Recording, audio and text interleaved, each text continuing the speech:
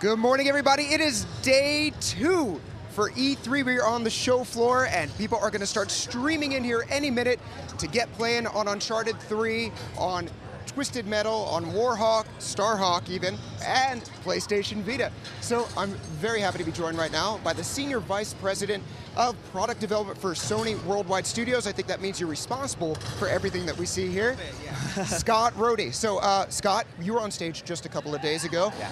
We got to really, you've been the guy that when we show all the different games on PlayStation Vita, you're the one introducing it. You've sort of, well, tell us exactly what you do with the different developers. Well, I mean, we have many different developers within Worldwide Studios working on all these great Vita titles, right? So it's been a really big thrill for me to work on this for such a long time, right? And not only working on with our first-party studios, but also helping to evangelize this machine to all our third-party partners, and that's been a really fun task as well. What's been the response? Like, we know what the fans have been thinking, and it's been pretty good, especially when they found out that it would be $249 to start.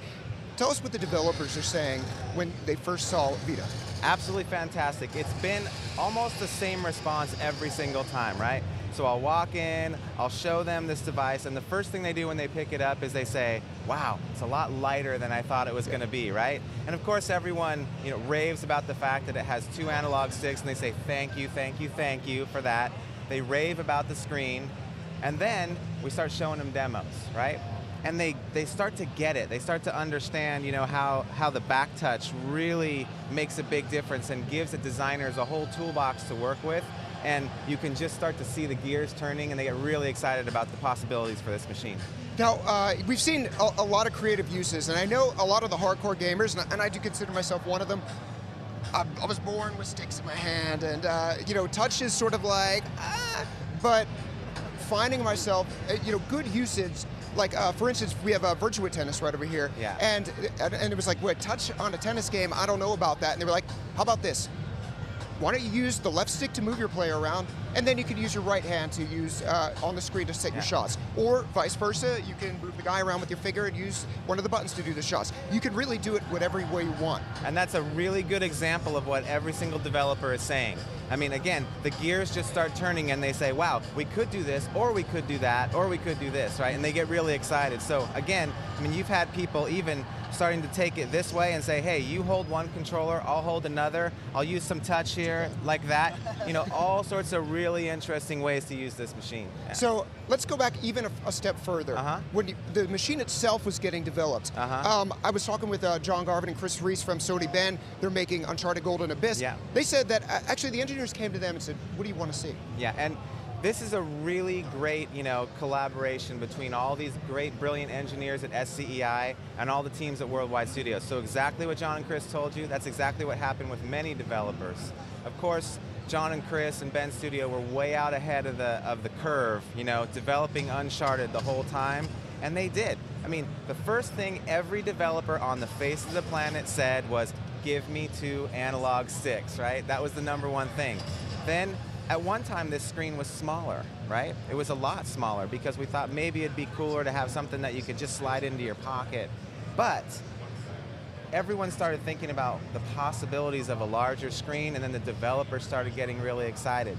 Then the back touch came into play, and people started to realize, especially on that Uncharted team, that let's say you were holding an object in the Uncharted world, you could really feel like you were holding an object. On the front, on the back, with the motion sensors, it was like you were holding something, holding it up to the light as I yank the audio cable. Basically making you feel like you're part of the world, right? And that's something that we really wanted to bring to life with Vita. So, a thing that I think I'm perhaps most excited about is the idea, and I really feel like portable gaming, since it started, I don't know, 20 years ago, the ultimate goal was to be able to have that same experience that you have at home wherever you go.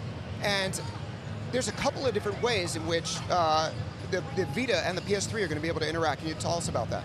Yeah, you got a few hours? So I'm pretty excited about that, right? So I'll talk about a few. Talking about games like Mod Nation Racers first, right? On day 1, when that game ships on Vita, all those creations that have been created by the community in the PS3 will be available, and they will work on the Vita on day 1. That's so cool. Very, very cool, right? Then we're talking about Ruin, which is another game that was debuted on stage the other night. Play along on the Vita, pause, save to the cloud, and pick up where you left on the PS3. How cool is that?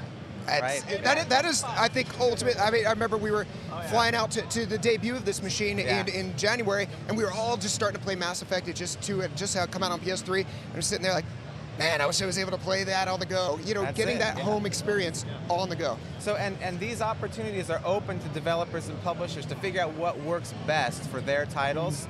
The other thing that I don't want to leave out is with a title like Wipeout, you're literally playing online, some people on the Vita, some people on the PS3. I mean, this is a truly integrated machine, and all that stuff is working today. You know, not a promise for later, it's working today. So pretty excited about that. Yeah, it's light, but that doesn't mean vaporware. It's just very, very light. And light, I think, but deep. yeah, and the thing I think is really cool is for games like Wipeout, a lot of people, whether they've already had it or even through the Welcome Back program, are going to have Wipeout HD plus Fury. There's going to be a community there waiting day one when you get your Vita. Yeah. So I'm sorry to butt in. I have to ask. I'm sure everyone wants to know. Talk about the name. Talk about the philosophy. Talk about the journey to getting to Vita.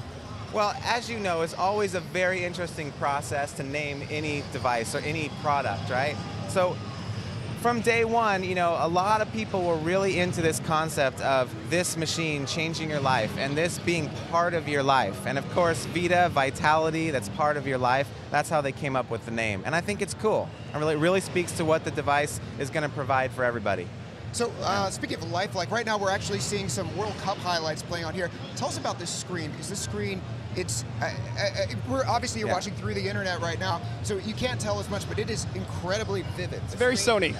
The screen is absolutely ridiculous, right? Again, this is the thing that when I show this to any developer, after they say how light it is, they just freak out about the screen. Seriously, I mean, you're talking the true blacks and the true whites. What I always say to any press who wants to hold this is I dare you to find an angle that isn't crystal clear with this thing. I mean, I think it's absolutely brilliant. Yeah. Fantastic. So actually, a lot of great questions are coming in via the Twitterverse right now, and our own Twit warlord Sid Schumann has a few questions. So let's hear it. Got a great question here from Mikor. He wants to know, Uncharted and Wipeout look super sweet. How much of the processing power of Vita is used for those games? Well, I mean, I think, again, we're still just kind of uncovering how much power this machine has. I'm always going to give you that answer because this thing hasn't even shipped yet. So the guys we were talking about, like the guys in the Bend studio, they have been working directly with the engineers and SCEI to try to pull as much power out of this thing as possible, but they're still uncovering what it can do. So the best answer I can give you is, I don't know. It's still going to grow. That is the best answer. Let's get one more in here. One of the most popular questions I'm getting easily is, can you play PSP games on Vita, and how's that going to work? This is a good answer. Yes. He already knows the answer. Yes, you absolutely can. So through the PSN, right, you can take the games that you've downloaded onto your PSN account and you can play them on the Vita, but it gets better, right? If it's a game that would use 2 analog sticks or should use analog sticks, like Resistance Retribution, also from our friends in Bend Studio, right? The game will automatically be mapped to the second stick, and the hardware graphic smoothing capabilities will make the game look better than it did on PSP. So very cool. Yeah, we actually saw that a couple weeks ago with Retribution, and it's just a totally different game. It's, absolutely. It's, you know, a new lease on life. Yeah. So let's talk about the price and what that does, how that excites. It's got to excite the developers, knowing that making it so accessible means more people are going to get to play their game. Yeah. That was a goal from day one. I'm talking 2+ years ago when we started talking about this machine. Everyone said, this thing needs to come out at a price that's affordable to the masses on day one. And that goal was $249, right? And I am so proud and thrilled and you know, extremely proud of those engineers, those brilliant engineers in SCEI who were able to pull that off so Kaz could stand on stage the other night and announce with a giant smile on his face, $249. I mean, that's a really great launch price. I'm really proud of that. Yeah, if there was a Vegas line, I think everyone was coming in over. Absolutely, and you know what? When we first unveiled this thing in Tokyo a few months ago, right?